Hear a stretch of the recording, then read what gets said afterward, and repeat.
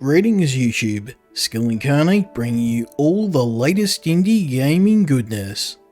Welcome back as we look at another indie game. This time I'm checking out the new cooperative RPG Vagante by indie developer Nuke Nine. This game was published by my mates at Blitworks, who also published They Are Billions, Cannonbrawl and Heroes of Hammerwatch. Vagante is an RPG with a dark fantasy setting. It fuses Metroidvania platforming with a brutal roguelike difficulty. The game follows a group of adventurers exploring a dungeon to find a hidden treasure of immense value. However, they're not the only ones searching for the treasure, and will have to battle rival adventurers, greedy bandits and mercenaries, along with the monsters who inhabit the dungeon.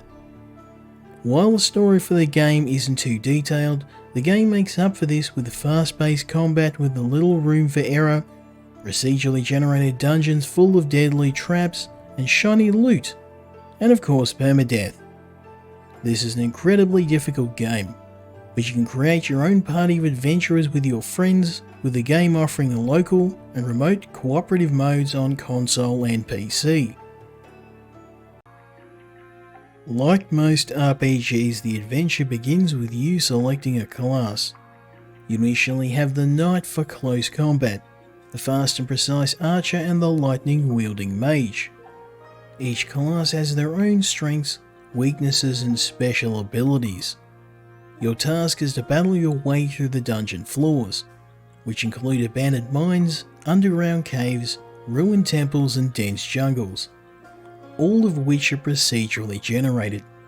Each biome has its own enemies such as bandits, soldiers, orcs and undead, as well as more exotic plant monsters, werewolves and demons later in the game. Each dungeon level has its own random boss, which can be defeated to unlock chests full of rare and valuable loot. There are traps like falling boulders, spikes, poison arrow launchers and bottomless pits, which can cause an instant death, but can also be used against your foes. The combat system of the game takes some inspiration from Dark Souls, with enemies having attack patterns and weaknesses you'll need to memorize to prevent you from taking too much damage, as health is extremely rare. When you meet your inevitable death, your run will end. However, depending on your progress, your character will level up, unlocking new weapons and gear. You can also unlock perks in the form of character backgrounds which can be used by anyone in the party. Finally, there are additional characters like the Assassin or the Wildling, each with their own unique playstyle to unlock, giving you even more choices for your party. One of the best features of Vagante is the cooperative multiplayer mode. This allows up to 4 players to form a party to tackle the game's dungeons. This is the best way to experience Vagante in my opinion, with a party of adventurers standing a far better chance of survival. Our little group soon became hardened adventurers, with the warrior drawing enemy attention, the archer sniping ranged attackers, and the mage reducing enemy mobs to ash with lightning. Interestingly, Vagante doesn't force players to stick to a playstyle once they pick a character class, with warriors able to cast spells and use magical weapons, and mages able to swing a sword in a pinch. This is reinforced by the huge amount of loot on offer, encouraging players to experiment with different weapon and spell loadouts. But be careful, as some items are cursed.